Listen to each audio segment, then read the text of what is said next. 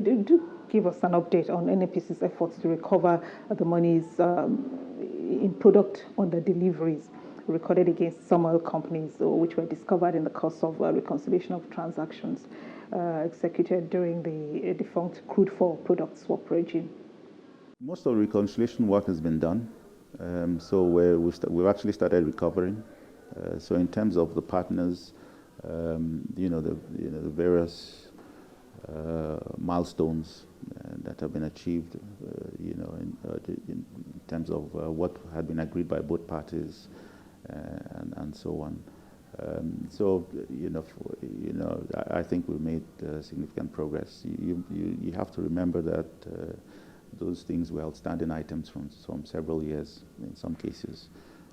So the current management has done commendable work in trying to bring them to closure, so that we can, our balance sheets, and we can reflect the correct state of our assets in terms of receivables and payables in our books, forward to focus on today's challenges in the marketplace.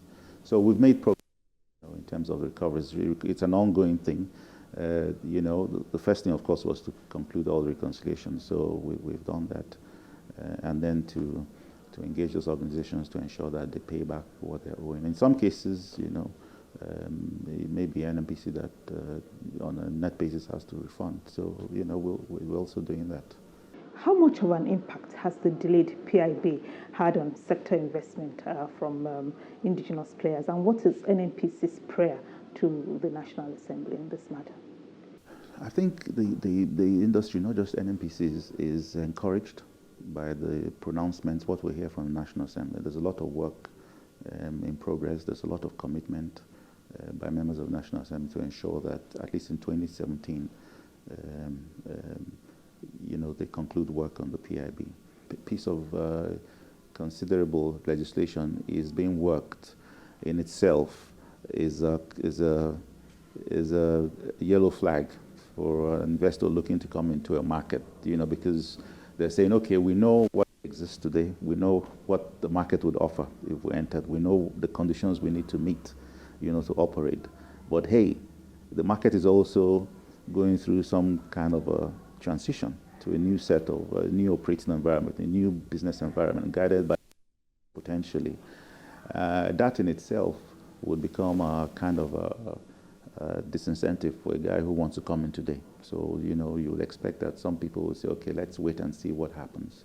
And I think the current National Assembly understands clearly potentially the impact of seeing that to closure in 2017 would have on the entire oil and gas industry for Nigeria in terms of moving it forward. So for me, engaging them regularly in their oversight function, I see the vigor, I see the commitment, I see the excitement to ensure that this in 2017 that industry gets a lot of relief from the work they will do on the PIB. There continue to be concerns about the quality of petroleum products being imported into the country. What is NNPC doing to ensure only good quality products are brought in? Everybody thinks NNPC on all fronts, which is okay because it's a national oil company. But the DPR has the responsibility for ensuring that every liter of product that's imported in this country or even refined locally and sold in the marketplace to consumers meets the quality specifications as released by the Standards Organization of Nigeria for any grade of petroleum product. So in that respect, I would say that for us as NNPC, and this is what we deliver into the marketplace, that will continue to ensure that the consumers get the right quality of product. So every liter of NNPC product you buy is bang on spec. And how is your corporation preparing for a fossil fuel-free future? We have a division that's focused on all that. So some of the work they've started today, they're looking at solar. They're looking at they've done biofuels, and they're looking way ahead to the much cleaner fuels and the renewables. That division is well funded and very well run. I think going ahead, we're going to work with various international organizations, and indeed major oil operating companies around the world that have made a lot of progress on this front so that we can take some of their learning while we build our own capacity and basically develop plans for the entire Nigerian market going forward. But there's focus. We're working on it. We're committed to it. The one thing that we constantly say to ourselves is that we cannot lag the rest of the world, and that's our commitment. You worked in the private sector all your life before this move to the NNPC. Was it a difficult decision to make?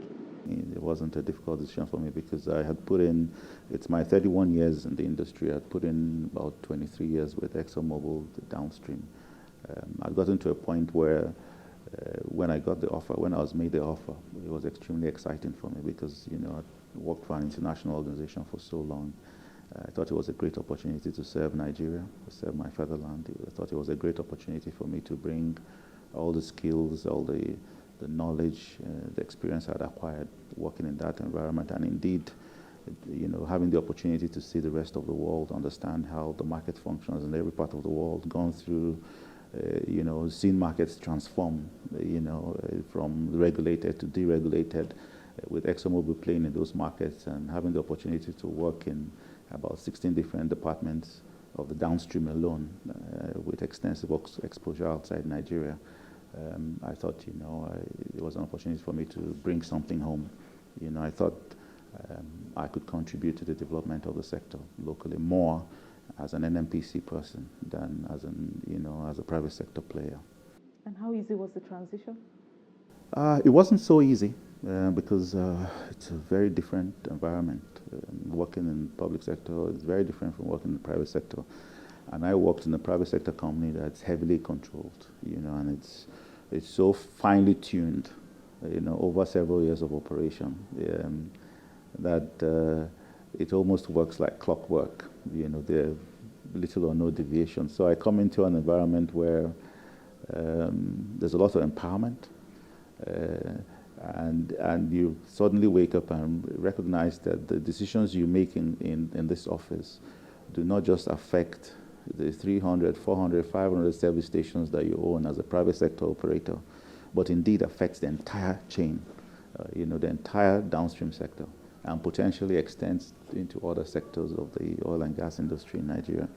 So that brings in itself, brings a lot of responsibility to your persona, and ultimately those are these things that control or restrict, or things that define the way you carry on. The other thing, of course, is that you're coming in at a very senior level within an organization that is mature, and people have gone through the system and looked up to holding those offices at some stage in their career. So you'd expect that there will be some resistance, but I think very quickly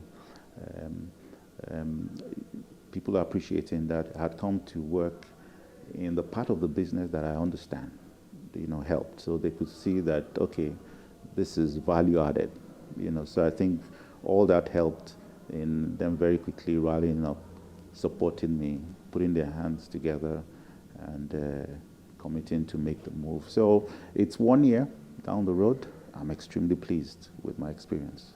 And I want to use this opportunity to say thank you to all my colleagues in NNPC for supporting me. I think they've been fantastic in the period. Mr. Henry Obih, we thank you for your time. Thank you. Thank you very much. And that's our program. Thank you again for watching. We hope you'll join us next time when the program returns. But between now and then, do let us continue the conversation online at channelstv.com, and follow me on Twitter at ModeleSY. Thank you again for watching. See you soon.